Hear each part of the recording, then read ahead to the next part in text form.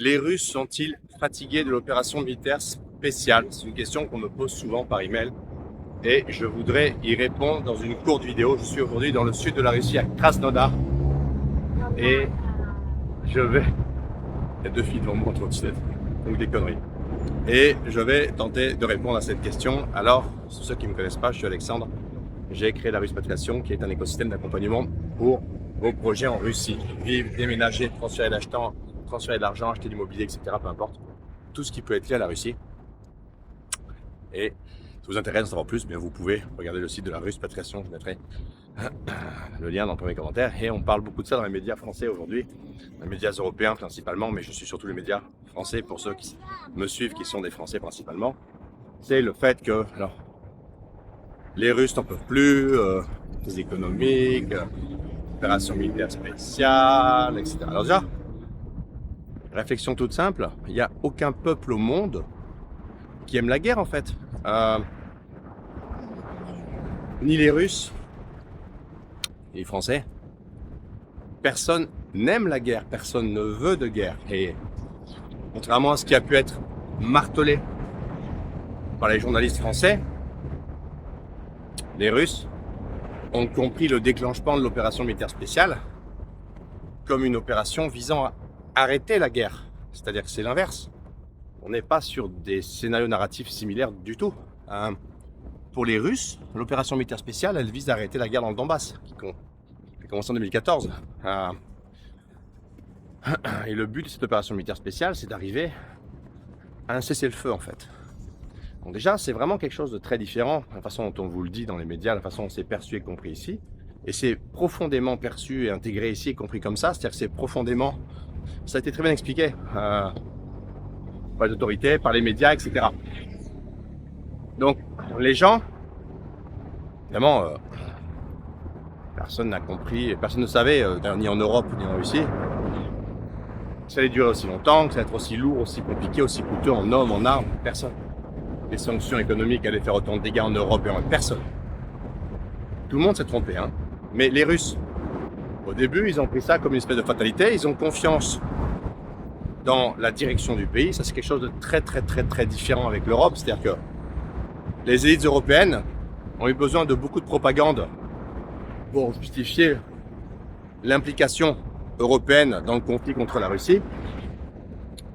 On a eu besoin, on continue d'ailleurs, ils continuent d'inventer, de dire oui, mais les Russes ci, les Russes ça, les Russes vont nous envahir, les Russes, c'est bon. C'est-à-dire qu'en fait, ils ont besoin de cette couche de mensonges et de cette pression médiatique ultra forte.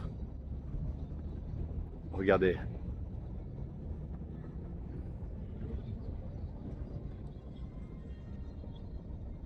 Je vais faire une demi-tour de caméra pour vous montrer.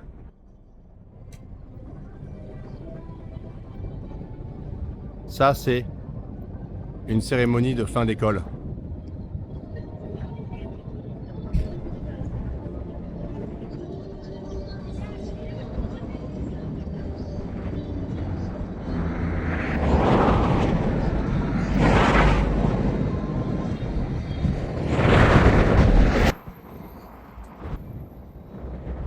Et donc, en Russie, il n'y a pas eu besoin de ça. En Russie, on a dit aux Russes, écoutez, nos frères russes, le peuple russe dans le Donbass est martyrisé, bombardé. 500 nouveau-nés tués entre 2014 et 2022, ça suffit. On intervient. Bon, mais les gens ont compris, il y a une mobilisation, ils ont fait avec. Il y a 350 000 personnes par an qui s'engagent pour combattre et soutenir l'effort de l'armée russe. L'armée française chaque année qui va. Oui, il faut imaginer la taille des choses. Et donc, la grande différence, c'est qu'il n'y a pas eu besoin de cette couche de propagande qui écrase la population en Russie. Parce que les Russes savent ce qui se passe, ils connaissent l'Ukraine, il y a beaucoup d'Ukrainiens en Russie. La situation, ils la savent, ils la connaissent et ils savent pourquoi ils interviennent en fait. Alors, la Russie, elle paye le prix fort. Elle a pris 30 000 sanctions occidentales sur la tronche. Il y a eu beaucoup de morts, centaines de milliers de morts. Pareil, pire en face. Hein. Donc elle paye le prix fort. Mais la Russie, elle assume le prix fort. C'est-à-dire qu'elle absorbe le prix fort. J'ai déjà parlé dans une précédente vidéo des sanctions. Oui, les coûts de vie sont montés, oui, si, oui, oui, les Russes sortent moins en Europe, oui, les sanctions ont réussi à couper la Russie de l'Europe. Les sanctions font mal aux Européens, aux économies européennes aussi. Bon. Mais les Européens, ils n'assument pas, ils subissent. La différence, c'est que les Russes, eux, ils ne subissent pas. Ils assument. Retenez bien ça. Les Européens subissent, les Russes assument. Et c'est l'énorme différence. Alors, est-ce que les Russes sont fatigués?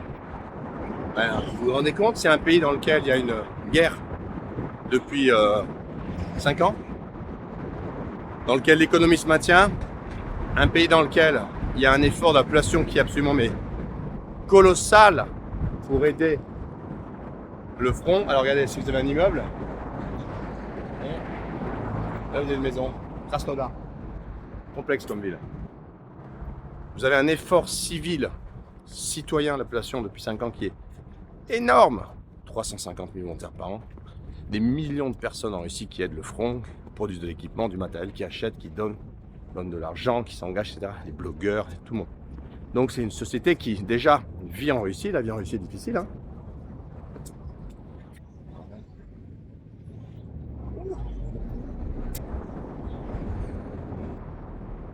Les gens morts, il fait froid, pas de Krasnodar, ici il fait chaud, etc. etc. Mais vous avez surtout un effort additionnel de temps, ressources, argent qui est énorme. Donc est-ce que les gens sont fatigués? Heureusement, c'est normal qu'ils soient fatigués. Est-ce que les gens sont fatigués, donc on va arrêter de soutenir Poutine et arrêter de soutenir le front? Non, ça n'arrivera même pas en rêve. En fait, il y a une chanson de chaman, vous savez, Yaruski. Et en fait, une des phrases c'est Yaidu do Kansa, je vais jusqu'au bout. Et bien c'est très la mentalité russe, c'est-à-dire que les Russes, ils vont jusqu'au bout. Et la Russie ira jusqu'au bout. Et les gens soutiendront jusqu'au bout parce que c'est comme ça la mentalité locale. C'est l'énorme erreur des cochons d'occidentaux qui vous gouvernent, c'est qu'ils n'ont pas compris ça. Ils ont fait une erreur de mentalité. Les Russes ont pris les sanctions comme un challenge. Un challenge à surmonter. Ils sont arrivés. L'opération militaire spéciale, c'est pas fini, mais côté russe, c'est pas terminé. Hein. On sait pas que les mecs ils vont se rendre hein, et que les gens vont dire à Poutine on arrête la guerre, on est fatigué. C'est pas la mentalité, personne fait ça ici. Ici, on va jusqu'au bout. Les gens ils vont jusqu'au bout. Donc est-ce que les gens sont fatigués? Ah oui, épuisés. Ouais, ça bosse, ça morfe, ça combat, ça vit. Pour autant, on était avec ce groupe de visiteurs qu'on accompagne dans ce voyage du Sud qu'on fait actuellement. On était dans un bar sur la côte, dans une ville qui s'appelle Novorossiysk. Des frappes, hein, au large, comme ça, au loin. Les plages sont noires de monde, les filles dansent. On était là en boîte de nuit, tout le monde danse.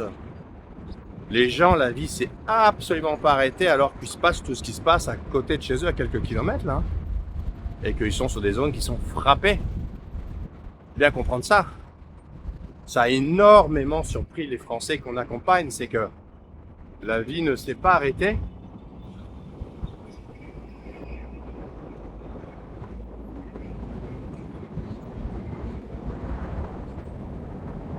Rue Lénine.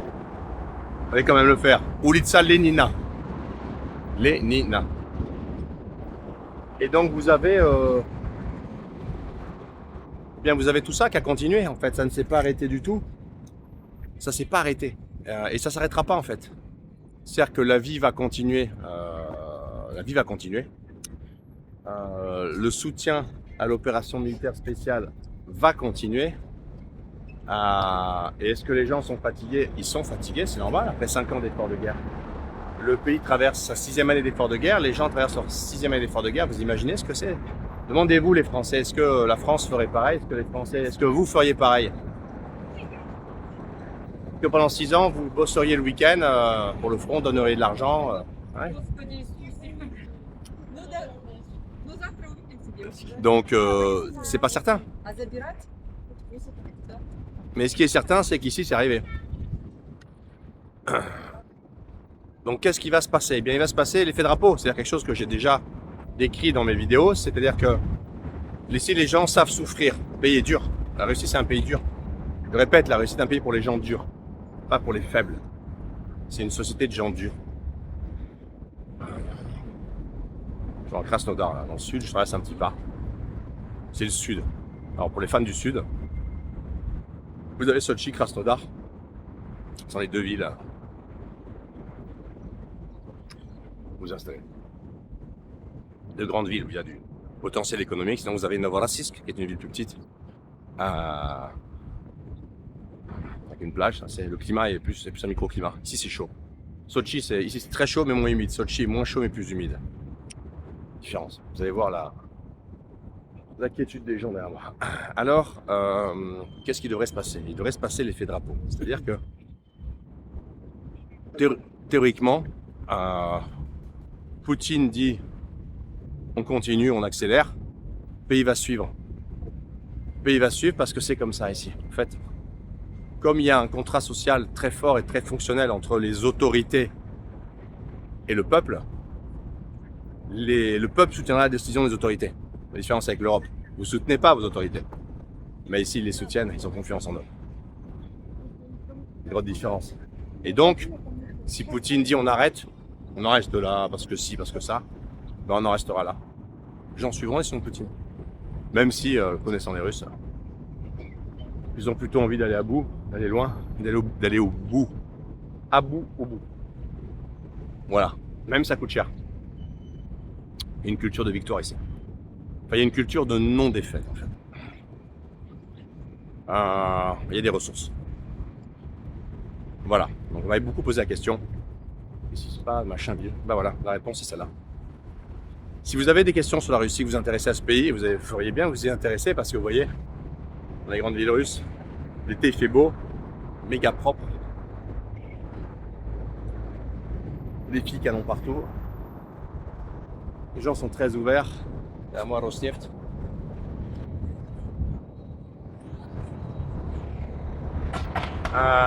Beaucoup d'intérêt, d'avantages à leur pied. Eh bien, vous pouvez vous connecter sur le site de la Ruspatriation. Je mettrai le lien dans le premier commentaire, le descriptif de la vidéo. La Ruspatriation. Et vous pouvez, grâce à la Ruspatriation, entamer votre projet en Russie. Des questions? Écrivez-nous. D'ici là, likez, abonnez-vous à cette chaîne, mettez un pouce. On a besoin d'abonnés et de likes aux vidéos et on a besoin de vous voir venir en Russie, et de découvrir ce pays absolument incroyable qui, croyez-moi, mérite d'être découvert. À bientôt.